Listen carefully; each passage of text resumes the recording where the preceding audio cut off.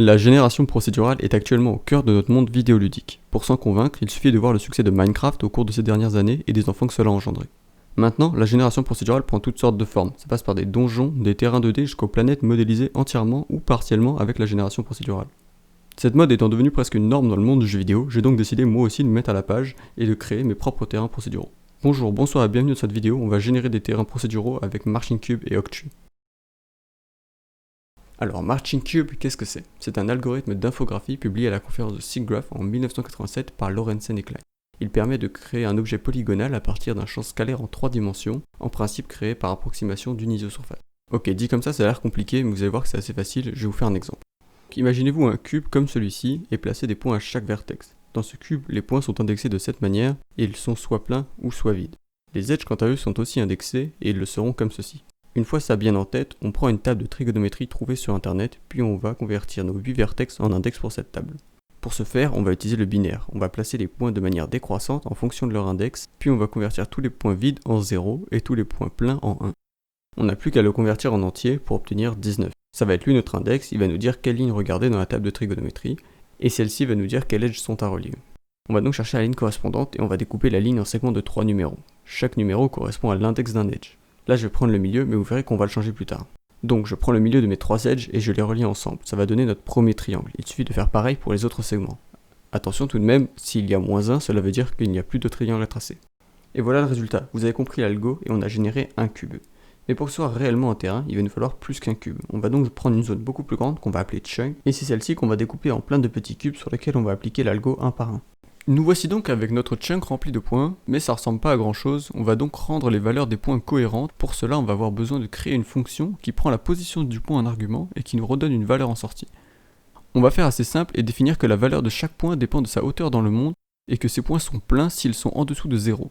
Ça va nous donner un sol plat, mais il suffit d'ajouter une valeur de noise afin de créer des montagnes. Et c'est déjà fini, mais regardez ce que ça donne si on applique cette simple fonction à chacun des points. Désormais, il ne reste plus qu'à appliquer l'algorithme sur tous les petits cubes pour créer notre terrain. A noter que j'utilise du noise en 3 dimensions pour donner un aspect plus sympa, mais on va vite se retrouver avec des petits carrés qui l'évitent. Notre terrain est fini de générer, mais il est un peu trop géométrique à mon goût, on va donc rajouter un petit calcul afin de lisser tout ça. Ce que va devoir faire notre calcul, c'est d'estimer où se situe le 0 sur chaque edge en fonction des points à ses extrémités. C'est assez simple, mais regardez à quel point c'est super efficace. Mais bon voilà, c'est bien beau, mais si on regarde de plus près, on se rend compte que c'est très coûteux, car il faut calculer la valeur de tous les points, et après il faut revenir sur presque tous pour calculer les triangles. On va donc avoir besoin d'un peu d'optimisation si on veut continuer à générer des terrains toujours plus grands. Et j'ai remarqué qu'il y a deux cas où on calcule mais on n'affiche rien, le cas où tous les points sont vides et le cas où tous les points sont pleins. Il faudrait donc un moyen de calculer uniquement les endroits où il y a du détail. Puis je me suis dit que le gain de performance serait pas ouf et j'ai skippé pendant 2-3 jours. Mais je suis revenu sur l'idée un peu plus tard car en fait il existe un algo qui permet de faire ça et ça s'appelle Octree. Je vais vous expliquer comment Octree fonctionne, mais je vais le faire en 2D car ça sera plus simple à comprendre. Voici à quoi pourrait ressembler un de nos chunks, et si j'appliquais l'algo sans optimisation, je devrais commencer par regarder tous les points pour leur attribuer des valeurs, puis revenir pour créer mes triangles sur chaque petit carré, et en faisant ça, on aurait un total de 545 opérations. Mais si c'était avec Octree, comme précédemment, on devrait commencer par regarder tous les points pour leur attribuer des valeurs, puis pour la prochaine étape, au lieu de revenir sur chaque carré, on aura préalablement créé un arbre en même temps que d'attribuer les valeurs des points, et cet arbre aura comme utilité de nous dire où sont les endroits sur lesquels on doit créer des triangles. Donc voilà comment va se dérouler la création d'un de nos arbres. Suivez bien, c'est un peu compliqué. On va prendre notre chunk et le mettre dans un carré. On va demander à ce carré s'il est uni, tout plein ou tout vide. Étant trop grand pour répondre à 100%, il va donc créer 4 carrés plus petits et va leur poser la question à son tour. Ces petits carrés, s'ils sont encore trop grands, vont faire la même chose et ça va se répéter tant que les carrés ne peuvent pas être sûrs à 100% de leur réponse.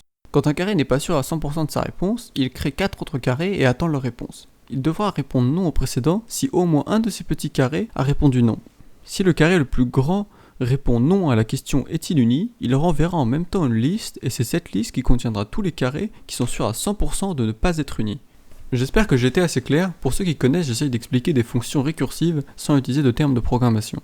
Si vous avez des questions, il y a toujours l'espace commentaire, faites-vous plaisir. Nous arrivons à la partie la plus sympa. Maintenant qu'on sait comment ça marche, on va regarder qu'est-ce qu'on peut faire avec. On va continuer dans notre lancée de terrain procédural. Pour ça, il va nous falloir créer un manager qui va générer les chunks les uns après les autres tout autour de notre joueur. Il faut aussi un peu optimiser cette partie avec deux techniques très simples. La première, pour éviter que le chunk soit tout le temps recalculé, on va créer une zone qui va définir notre distance de vue, ici représentée par le cercle rouge. Le manager va devoir essayer de remplir cette zone avec des chunks, mais il ne doit pas essayer de créer un chunk s'il y en a déjà un à cet endroit. Ici, les cubes verts sont des cubes déjà générés, ceux que le manager peut skipper. Et les rouges sont ceux que le manager doit check pour savoir s'ils ont fini leur calcul. Mais ce n'est pas non plus une recette miracle. Si vous mettez une distance de vue trop élevée, vous allez quand même laguer. Pour plus de réalisme, je vais rajouter un peu d'eau, et on a même un petit personnage qui va nous permettre de nous balader dans ces mondes infinis.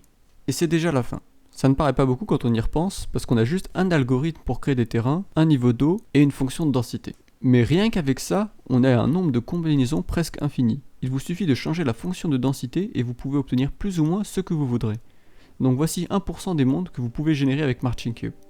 Pendant que ça défile, je vous invite à télécharger le projet dans la description, où vous aurez tous les assets et tous les codes. J'ai même fait un effort pour rendre ça blueprint friendly, donc si vous connaissez pas le CPP, c'est toujours utilisable. Après, je vous avoue que vous avez un plugin gratuit dans le marketplace qui vous permet de faire la même chose en mieux. Mais bon, moi j'étais là pour apprendre sur Unreal Engine, c'était super instructif, surtout au niveau des threads. On va sûrement réutiliser ça sur d'autres projets car c'est quand même très sympa. Abonnez-vous pour voir tout ça. Je sais que c'est pas la vidéo la plus quali, mais je suis content d'être enfin arrivé à sortir quelque chose. Vous inquiétez pas, je ferai mieux pour les prochaines. Vous pouvez quand même laisser un avis dans les commentaires, ça serait incroyable. Merci à tous, à la prochaine j'espère.